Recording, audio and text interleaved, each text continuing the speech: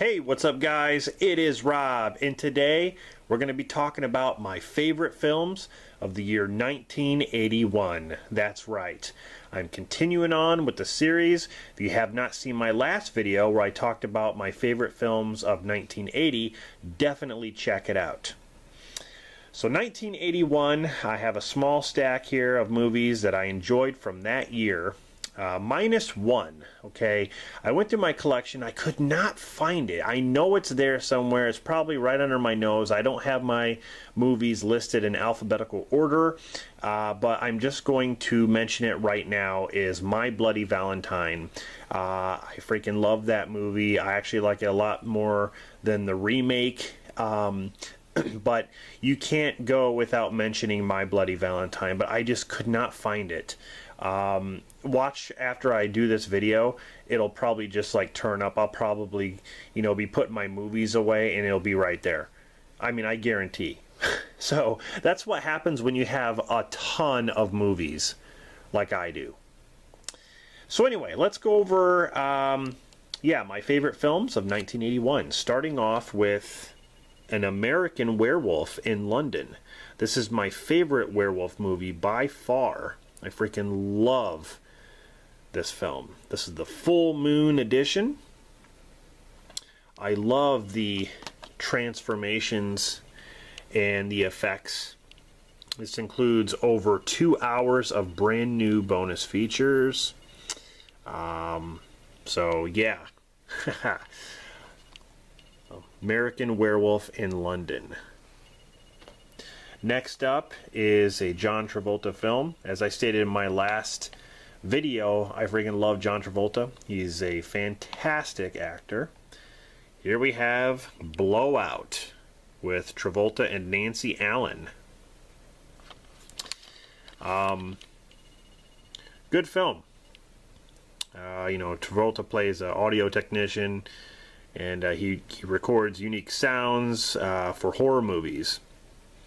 And yeah, I don't want to give anything away if you haven't seen it, but yeah, good movie.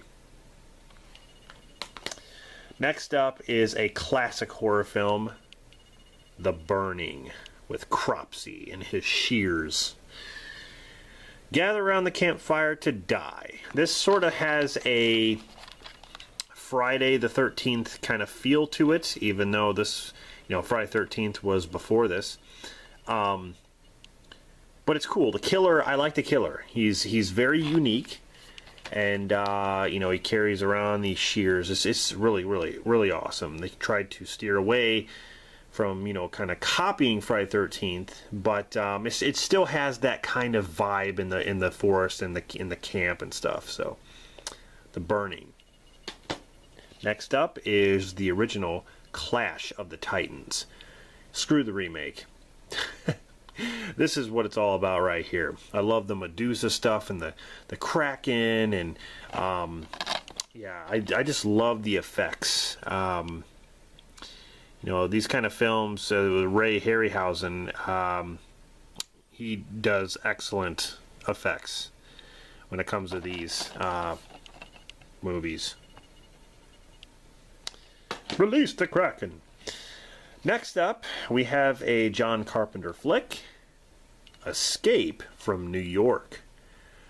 This one, in my opinion, is a lot better than Escape from LA. Even though I do like Escape from LA, this one is the best.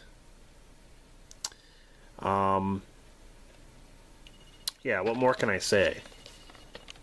Kurt Russell, awesome. Next up is The Evil Dead. How can I not mention Evil Dead if we're talking about movies from 1981? And this is I still think this is a creepy movie. It just is. The whole setting and everything. Next up is Friday the 13th Part 2.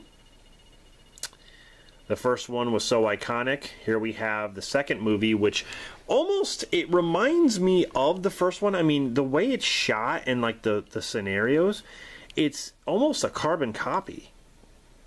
But this time we have Jason. instead of his mother, because his mother's dead. But, yeah.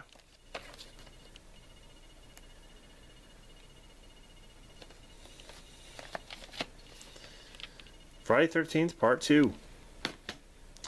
Next up is a Tobe Hooper film that no one really talks about. And it's a shame. The Funhouse. Conrad Streicher. I think this movie is a lot of fun, and I just, I wish more people would talk about it. Tobe Hooper did other great movies besides, Texas Chainsaw Massacre. This is one of them. But no one really talks about it. Sucks, Halloween 2, of course. How can I not mention Halloween 2? There are a lot of big boy hitters in this list for this year. Friday the 13th, Part 2, and Halloween 2. So, to me, this is the true sequel to the 78. This is the true sequel. Halloween 2018 is not. It's just like a multiverse situation. This is the true sequel, always will be. Next up is Happy Birthday to Me. I have it here on the Blu-ray Silver Collection, which is, I believe, by Mill Creek. They release these like slip covers that look like VHS tapes popping out. That's pretty awesome. But this is a really, really good horror film here. 6 of the most bizarre murders you will ever see.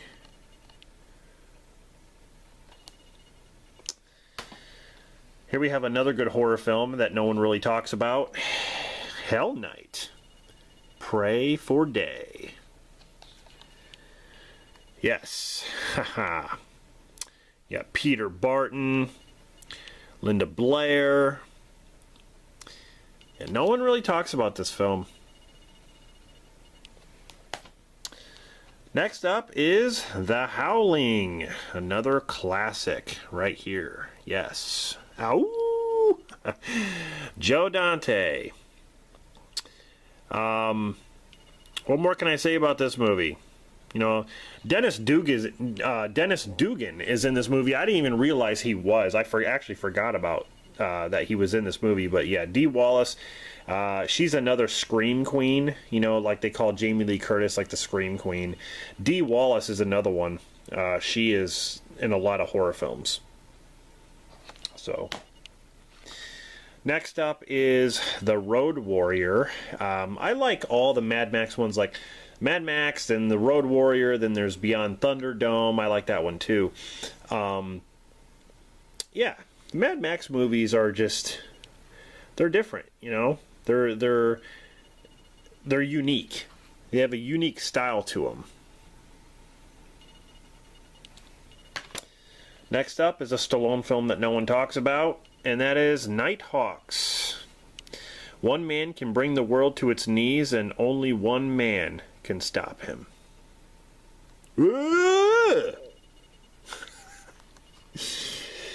Billy D. Williams, Rutger Hauer. Yeah, this is the Shout Select Blu-ray Collector's Edition. Awesome movie. Here we have Porky's. This is the Extra Steamy Edition DVD.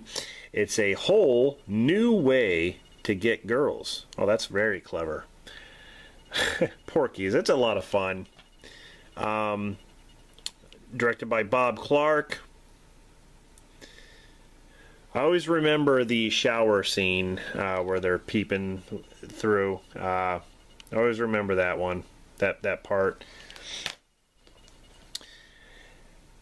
Now, I have to mention this. Talk about another classic film. Indiana Jones and the Raiders of the Lost Ark. Yes, the first Indiana Jones film, even though Temple of Doom is supposed to be before this, story-wise. This actually came out first, but this